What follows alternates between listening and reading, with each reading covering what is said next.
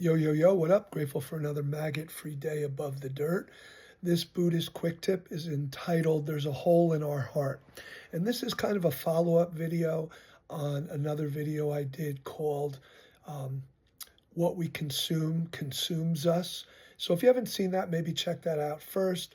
Not necessary, but maybe a little helpful. So that video was about, being careful of what we consume, not only um,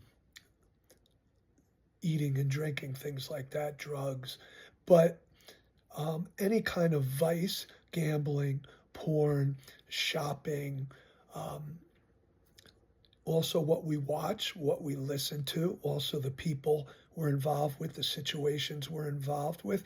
Anything we consume will affect us. And we just want to be careful that we're consuming things that lift us up, that are healthy and wholesome and support our Dharma practice. That said, the reason we consume, the reason we crave consumption and desire consuming is because of a feeling that we're incomplete, that there's something missing, that what is already isn't adequate enough. And I've boiled that down to purpose. And there's a reason that this hole in our heart um, comes from a feeling of lack of purpose.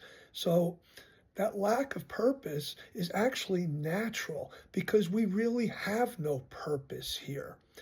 The human experience has no inherent purpose. So I know that sounds strange, but hear me out. We're not thrust into this world. We come out of it in a natural, organic way. We're part of nature. And the human animal, other than taking care of its basic security needs and its survival needs, has no further purpose. But as a human animal with a higher sense of consciousness and intellect, we feel that we need to have a purpose. There should be a purpose. And at first, what we seek our purpose in is usually harmful and unhealthy and doesn't serve us and causes more difficulty and harm in our lives, which makes that hole deeper. And the deeper it gets, the more we try to fill it with something, and we seek and try all these different things um, to feel purposeful. What gives our life purpose is our Dharma practice. Now, being a Dharma practitioner helps, but that's not what we can call our purpose. Our purpose is to actualize the teachings into skillful action. So our purpose doesn't have to be grandiose. It doesn't have to be based, and it certainly can't be based on egoic fulfillment. What really gives our lives purpose is cherishing it, valuing it, seeing its fleeting, transient nature, and understanding that all we truly have is this moment, and we need to live to the fullest. That's our purpose. So how do we live to the fullest?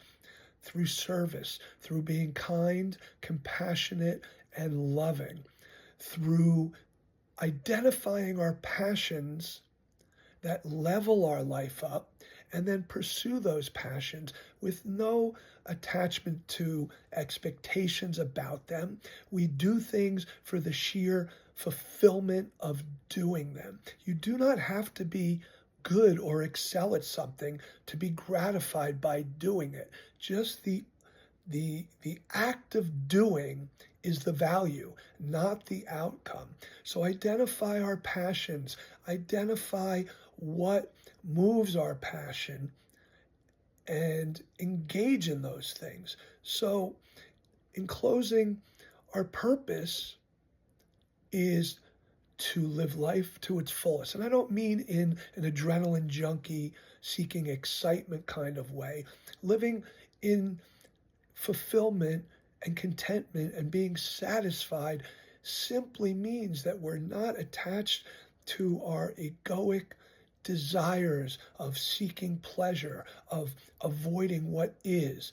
It's about being present with what's in the present, accepting it, managing it, but most importantly, finding liberation from attachment to it that causes us to be unhappy and to feel pain and suffer. I'm not saying we won't feel pain from life's experiences, but the pain of the hole in the heart is comes from us filling it with the wrong things, and comes from not doing the things to fill it with healthy, wholesome things. So I hope this was helpful. Have a grateful, maggot-free day above the dirt. Peace out.